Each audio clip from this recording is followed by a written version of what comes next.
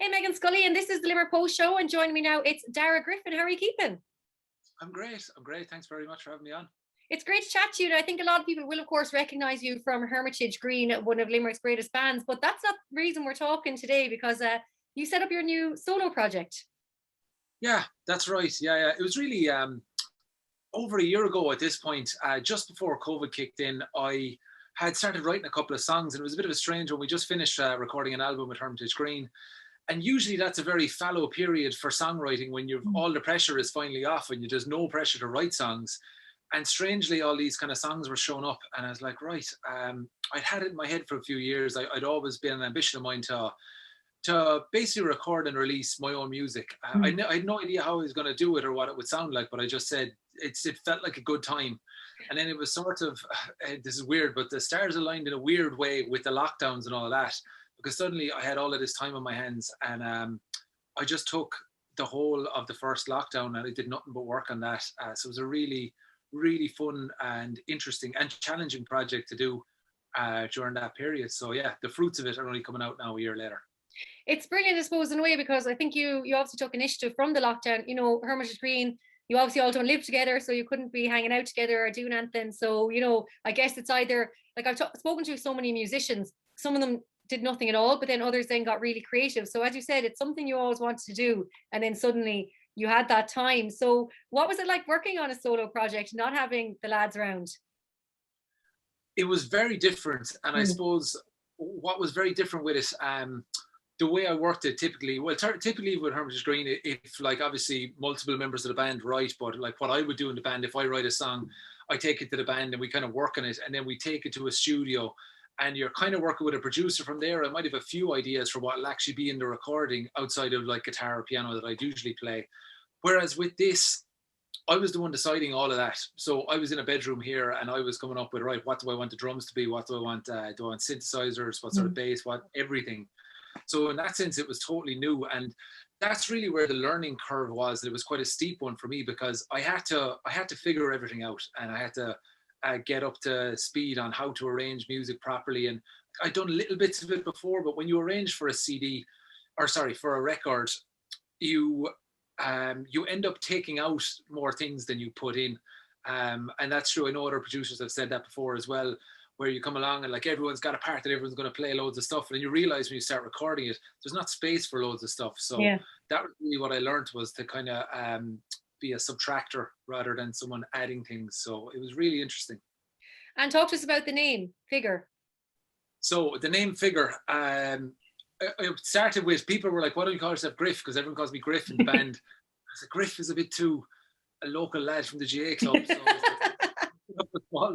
I actually think there's actually an artist called Griff. I just saw him recently. I was like, damn you.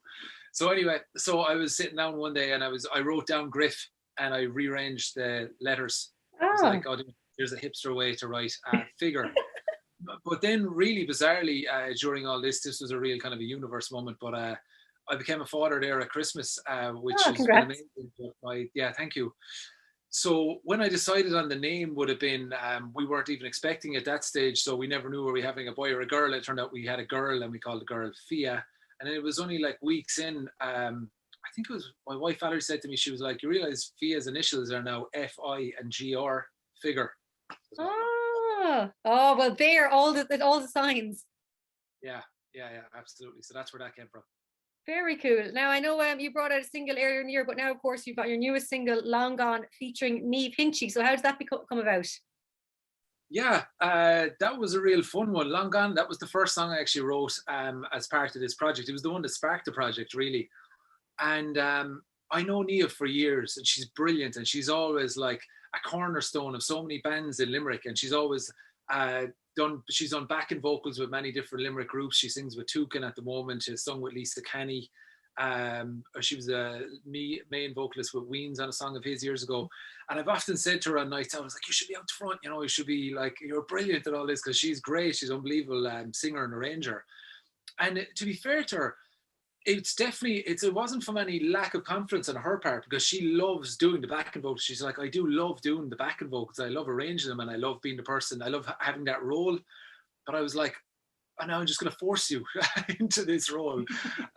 So I will not force her, but obviously I sent her the song, And gladly she really liked it. So I had produced it fully. It was me singing it, fairly squawking down a microphone. But I kind of was like, look, if you can kind of hear past it to what this can be, and gladly she could. So she went away from there. Like what I asked her to do was do a lead vocal. And she came back with all of these harmonies and it was these amazing arrangements, like vocal arrangements. And just the song becomes something else at that point. So it was the same with all of those songs that I wrote for this project. Was I have my version that I had here in my room, and then I send them to the vocalist, and they just become this other thing. So it was really mad in one way, because I have all of this control of one part of it, and then you just give it to someone else, and it becomes whatever you're allowing it to become.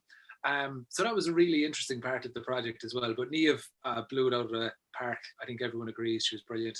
That does sound great. And I have to say, it's so well received, because I saw it made Hot Press had it as a track of the week as well. So it must be great then to get recognised already. I know obviously you've been with Hermitage Green, but to come out and to, I suppose, to take that step going on, just, taking on a solo project like that, and then to see it getting noticed by different music people and people in the industry must be a great feeling.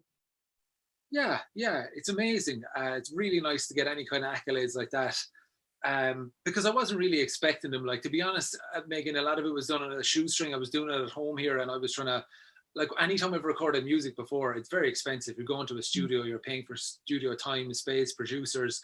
Like, I know it's crazy expensive, and I just like, I knew I couldn't do that I had to figure out how to do this myself. So to have been able to do it myself and not have it kind of sound like, oh, this is a real kind of a Mickey Mouse operation. I've managed to get it up to a standard that I'm really proud of. And I think, like, for myself at the moment, when I now have the 4-track EP back for the first time since only about a week ago, and I've been driving around and I've listened to it from start to finish a few times, and I'm really happy with it, and I'm really proud of it. And like, that's the biggest thing for me, because I'm a vicious critic of anything that I've written, anything that I've ever put out, anything Hermitage Green put out. Like, we're definitely the biggest critics of it. So it's lovely to just be real proud of it and drive around, and like, any mistakes that are even on it, I'm like, grand, I accept it. And yeah, it's quite a liberating thing like that. That's great. Now, with you saying with the EPs, so what are you gonna drop another single from it next, or are you just gonna drop the whole EP, or what's the plan? I think the full EP at this stage, because otherwise there's not much left to drop with the EP. So I'll release kind of the next track as the track that launches the EP. And I'm kind of hoping for, hopefully in May. I'm on the very last decisions to making this whole project, which is kind of artwork for the EP itself. And that's pretty much it.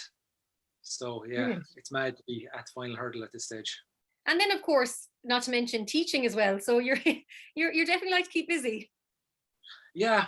Well, I being a primary school teacher from beforehand, obviously there's been no music, and it's been a really challenging year for us as a gigging band in Hermitage Green to have that all kind of whipped out from underneath your feet. Yeah. That's been really tough. So I've worked with Music Generation now for the last 3 years in Limerick, and that's kind of been my side project a lot of the time. So along with gigging and that, I go to different schools and I teach songwriting. And kind of, it's like songwriting and creativity, and I do some after school lessons and things, and I love that. It's lovely to have that as an outlet. And even the people within Music Generation in Limerick there's just spectacular talent in there, with the lads like Merle and God knows, Denise Chyla, Patrick O'Brien and Sean O'Mara, Steve Ryan, Andy Connolly. It's just, there's a wealth of talent. Michelle Grimes are going to get people out and get in trouble, and Rakaya, like, that's off the top of my head. It's like, there's just amazing talent in there. So even to be able to mash those two words of being a teacher and being a musician within one job is just, I'm very grateful to have that as well. It's been brilliant. Absolutely incredible. And then, of course, when the school holidays come, you'll have FIGR to keep you busy. And then I can't let you go without asking, I know it's hard to ask when, but I suppose with Hermitage Green, do you guys hope that maybe when restrictions lift, even get into studio together? Or do you think, like, I know it's the kind of the big question that it's so hard to answer. Yeah. It's so hard to answer that. Every time we have a Zoom with our manager, this date changes, and losing at this stage. We do have a date. I can't say when it is because it's got to be an announcement, but we have officially decided on a date to release the album that has been recorded. Obviously, we're releasing music with it, which has been brilliant. It's been so good to have that in the bag and be able to actually release singles throughout this, because we would have been in a much worse position had we not music in the bank. So we just released actually what I can talk about is our Docklands date is rescheduled to, I think it's the 22nd of June 2022. I just have a lot of twos in my head now. That might be wrong, but June 2022. Summer 2022, we'll go with that. In the Docklands, that's our big announcement. And watch this space for there are tour dates coming very, very soon, and the album launch as well. So I won't. Amazing. No, look, it sounds absolutely incredible, and it's been great to chat to you about FIGR. And where can we keep up to date with everything that's happening with that? Have you a website for it or a certain social media account?